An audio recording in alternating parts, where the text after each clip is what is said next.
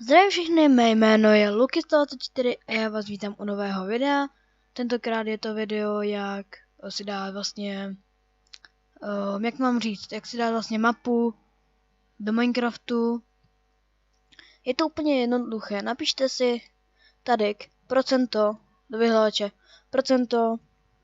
procento a data a další procento. Já už to najít, dáte Enter.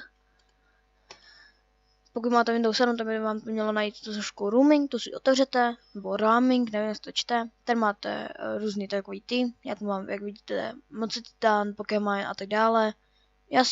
Otevřete si otevřete si složku .minecraft. A tady najdete různé věcičky. Version, to jsou verze, na které jste hráli. Pak tady máme resource packy, já jich tu pár mám. Screenshot, to jsou vlastně fotky. Tady tahleta fotka je super. To vám musím ukázat. Pokud se to teda načte. No, vypadá to, že ne, ale můžete to vidět fakt hodně. Tahleta v Pedrovém světě je docela super. Omlouvám se za lagy, ale mám toho asi hodně spuštěnýho, takže proto mi to tak dělá.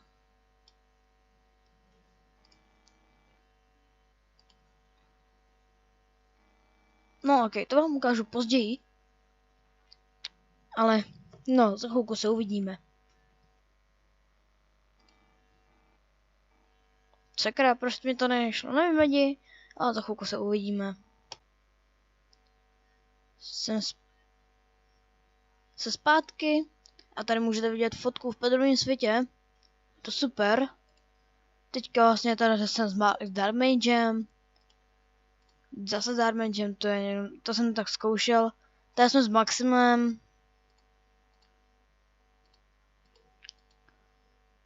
Tady zase s Maximem. A tady ta fotka je super. Dívejte se na to prostě lidi. Tohle to je super, to jsem jenom tak vyfotil. Než teda potom začal útočit na mě. A to už je normální debilní fotky. To si dáme pryč. A dáme to zpátky a tady máme save. Otevřeme si Saves. A tady to máme.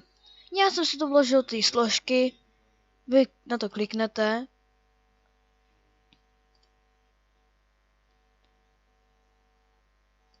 No a prostě otevřete tu složku. Ano, je to tu. Dáte třeba Dead World. Teďka přemýšlím, kde to mám všechno ty jako. Ne, vlastně ne, musíte otevřít tady tohleto, pardon, musíte otevřít tohleto. Tady je ta složka. Blbá. Tady máme máme třeba Pedros. Tady YouTube. A už to prostě tam vložíte a je to tam. Já vám ukážu, jak to třeba vypadá třeba v takovém Pedrovém světě. Takže potom, co si tam tu složku vložíte, otevřete si svoji složku. Já si to najdu Minecraft. Jak vidíte, tak mám i Origo, ale nejde mi to. Nevím proč. A MC Scans, to mi taky nejde. No ok, já si otevřu tady Minecraftík. Dělej. Mám i nový nick, po kterým nikdy nebudu hrát. Nikdy prostě tohle. Ok, se zpátky mám ničím střelu, sakra. A jak vidíte, musíme si zvládnout 1.9. Už je i 1. Aha, ok, na to se podíváme příště. Musíme se zapnout 1.9.2, což na čem myslím, že hraje Pedro, protože tam je určený. Takže my si chvilku počkáme. Zatím. Lidi, počkejte chvilku. Takže lidi, jsem zpátky, jak vidíte, mám tu hodně map. My si zajdeme tady. Máme 1.9.2 a zkusíme si dát balíček modifikací. Jak vidíte, mám jich tu docela hodně. tohle je to 1:1,9, tak si tam zkusme dát. A uvidíte to nejlepší, co jste mohli vidět.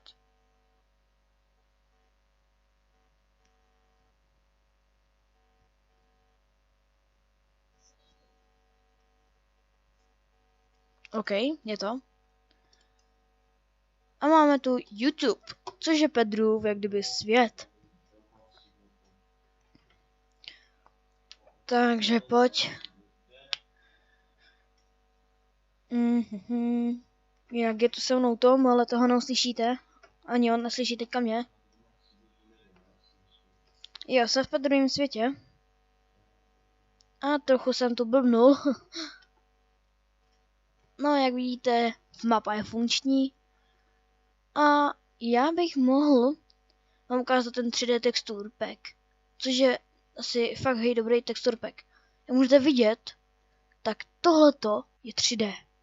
Prostě je to nejlepší, co můžete mít.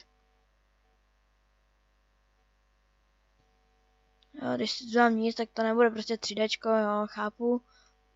Třeba tady by mohli dát ještě něco 3D, ale mají to teda dobrý. Musím říct, že tenhle ten texture pack je super, i když třeba se za to ze serveru odpojí, pardon, že vás to ze serveru odpojí a my si ho dáme pryč. Dáme normální texture pack. A Deufland, pojď.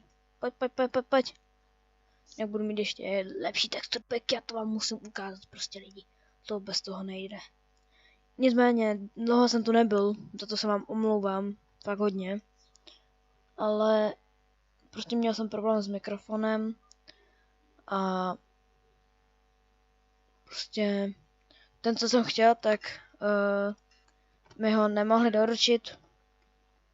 Prostě nevím proč, ale nemohli. No, ale OK, tady jak vidíte, tak no, jak když něco držím, tak mám takovýhle křídla, když ne, tak mám takovýhle. A proč to tak je, to nikdo neví, do prčic, ale je to zajímavý. Nicméně za chvilku by měl mít ten Origami Minecraft, takže budu mít i skin, což bude úplně super skin. Já ho můžu ukázat a jdeme na to. Takže jdeme na seskok. Ne, co se to stalo? Jo, počkat.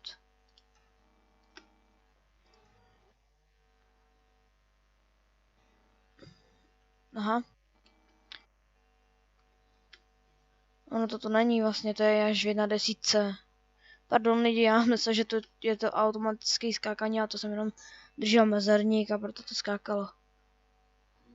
Uletím. Poletím tady na ten strom. Jo. Jsem dobrý. Super. Když jsem nic neudělal. Ne, dobrý.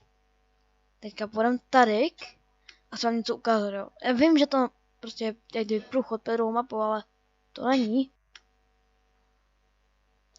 No tak já bych vám chtěl ukázat něco úplně luxusního. Promiň Pedro, že jsem tady zničil pár lístečků. Za to se omlouvám. Ale prostě musel jsem to udělat. Aha. To mi nedošlo. Do pytle. OK lidi, uvidíme se za chvilku.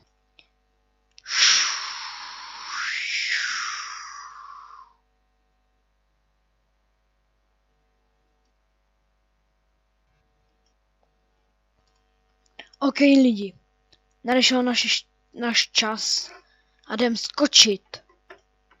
Protože tohle to je epic! Woo! Ne, Streamlab, ne. To jsem udělal blbě, no tak nic, no. Jsem to zkazil. Zase se mi pohla myška. What? What the fuck? Jo, aha, tam je stromeček. Hop, jdu správně? Jdu. OK. Já bych vám chtěl ukázat jednu místnost, co Pedro dělal. Tato místnost se mi nejvíce líbila. Asi ze všech místností. Jež, proč to... Pane bože, proč se to tak laguje? To se tak ještě málo... Tak jo. Nevím, co s tím bylo. A to nevím teď. Zavnám ho na kavičky.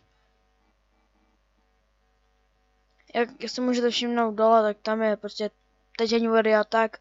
To je nějaký dobrý to. Jak to říct? Prostě nějaký titulky k mapě. Jo, mě tady tohle to se mi nejvíce líbilo.